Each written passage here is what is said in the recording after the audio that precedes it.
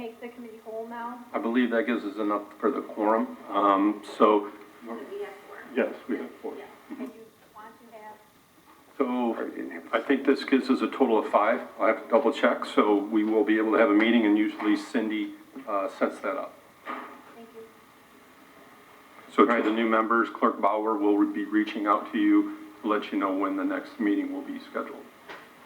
And one of the things that we discussed in the last council meeting, we were looking for, not immediately, but to review what is in the ethics ordinance. We've made some slight modifications recently, but one of the ideas is to certainly look for the feedback from the ethics board, any changes that would be helpful for the effective execution of your duties. Any further discussion? Actually, we've now on to 6.4, Mr. Mayor. Yep. Item 6.4 is a motion to approve the personal service contracts of the Chief of Police. Motion to approve. Support. Motion by Councilman Brandana, supported by Councilman Johnson. Is there any discussion? Hearing none, all those in favor say yes. Yes. All those opposed say no. No. Roll call, please. Ms. Winton? No. Mrs. Brandana? Yes. Mr. Johnson? Yes. Ms. Rose? No. Ms. Daniels? Yes. Mr. Geis? Yes. Motion passes 4-2. Mr. Mayor. Mr. Chairman, item 6.5 is a motion to approve the personal service contract for the restaurant and banquet manager. Make a motion. Motion by Councilman Johnson, Support. supported by Councilwoman Witten. Is there any discussion? Hearing none, all those in favor say yes. Yes. All those opposed say no. Yeses have it, motion carried. Mr. Mayor. Item 6.6 is a motion to approve Groundwork Zero for a 1-year renewal for our network maintenance agreement for an amount not to exceed $19,502 funded through IT contractual services. Motion. Support. Motion by Councilwoman Witten, supported by Councilman Johnson. Is there any discussion? Chairman, can Councilwoman. we just get an explanation of what this is?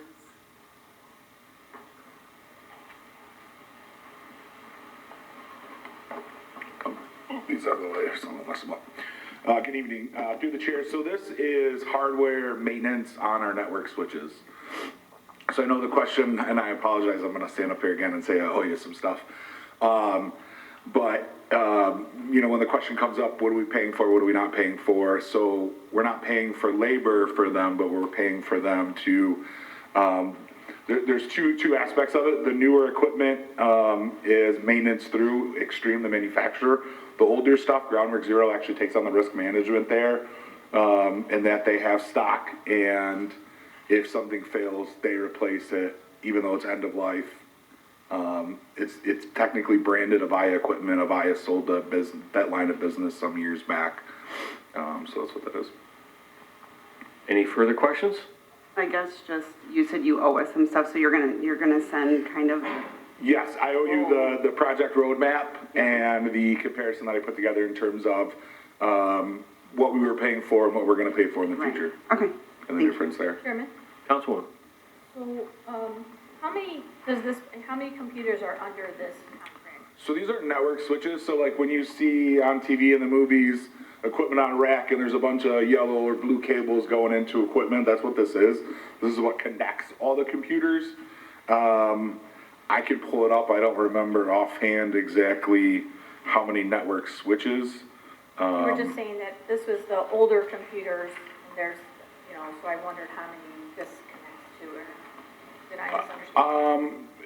A little bit. So last week we talked a lot about older computers.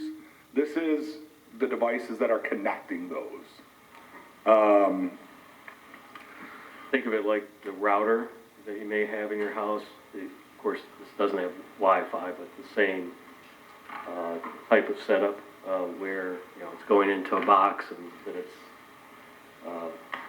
moving the signal, say, from across the various buildings, kind of that in-between. All right. Yeah, no, I appreciate that. That's a great example. Take that and multiply it by the size of the city of Taylor in terms of quantity and why it's not, you know, a $100 modem or router. Chairman? Councilwoman? So you mentioned some stuff that you were getting, was that for, Councilwoman Witten, or was that for me? For you. That's what I thought. Okay, thank you. I was gonna send it, a couple times the last 2 days, I apologize. No, that's okay, I understand. Any further questions? Hearing none, all those in favor say yes. Yes. All those opposed say no. Yeses have it, motion carried. Mr. Mayor? Mr. Chairman, I just have one more happy announcement, and it is the return of Fish and Loaves Santa's Magic Forest. It is now going to be called Santa's Magic Playground.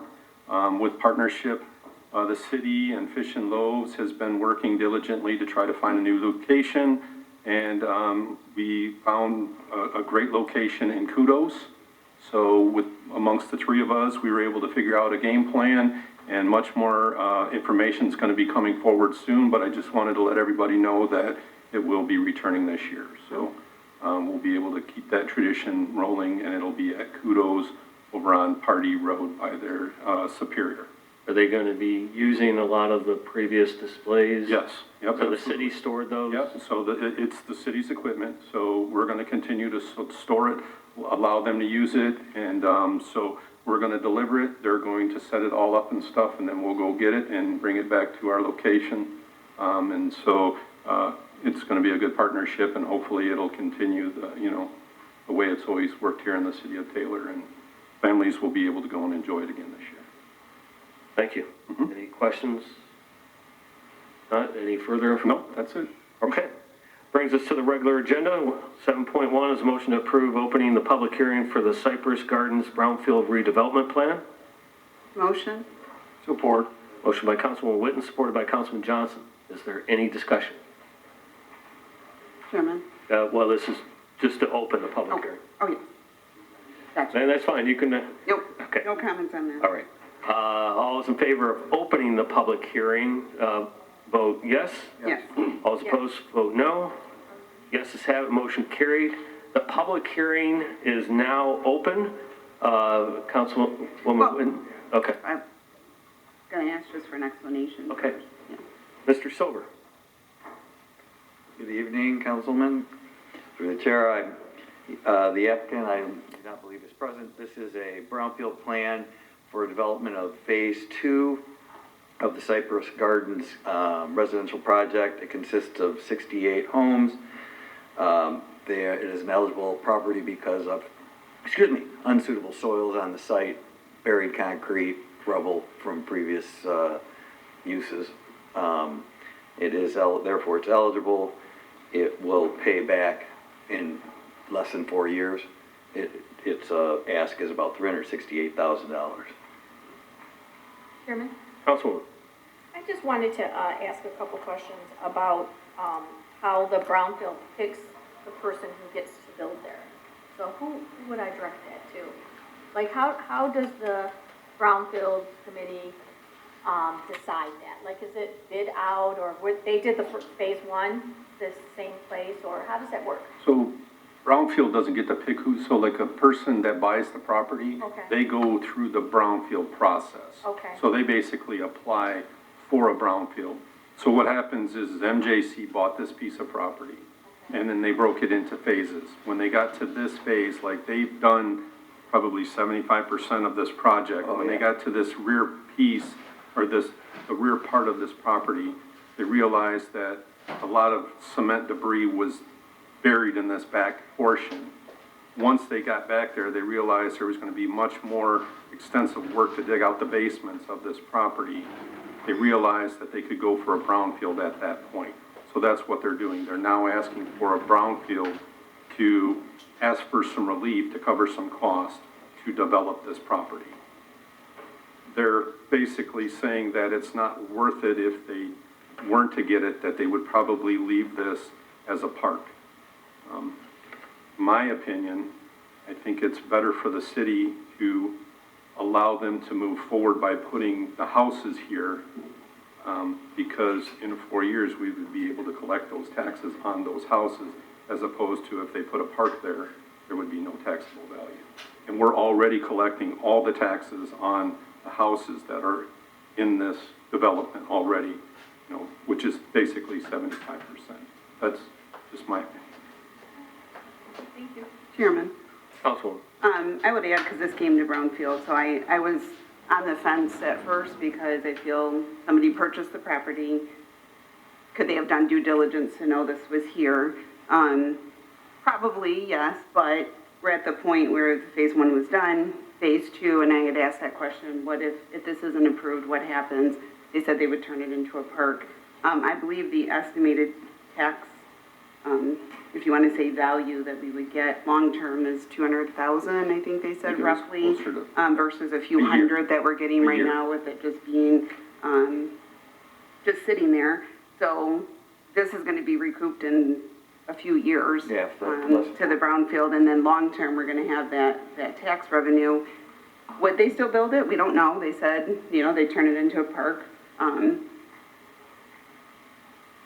I definitely lean more towards it makes sense to approve it, and I had asked the mayor earlier that they purchased this property from the city of Taylor. So, there's speculation that the city is the one who put the stuff there, or approved for someone to put, there's concrete, railroad ties, just, Through the chair, it looks many, many years ago that the city may have used it to basically put debris from like a from another road. project. So, Many, many, many, many years ago. yeah, I was a little torn on it because I do think there's some responsibility on the person who purchases. But again, looking at if we don't approve it and it just sits there, then now we have a few $100s of tax coming in a year versus $200,000 plus more available homes for people, so. Through the chair. Councilman. Yeah, this development has gone really fast. They've really done a lot. And the homes, they're top notch. They're really doing a good job. And I live near there, so I chased people out of there for years, because my daughter lived right there, with four-wheelers and dumping, and it's nasty back there, and I can see it. Yeah. So I've got a couple questions. Number one is the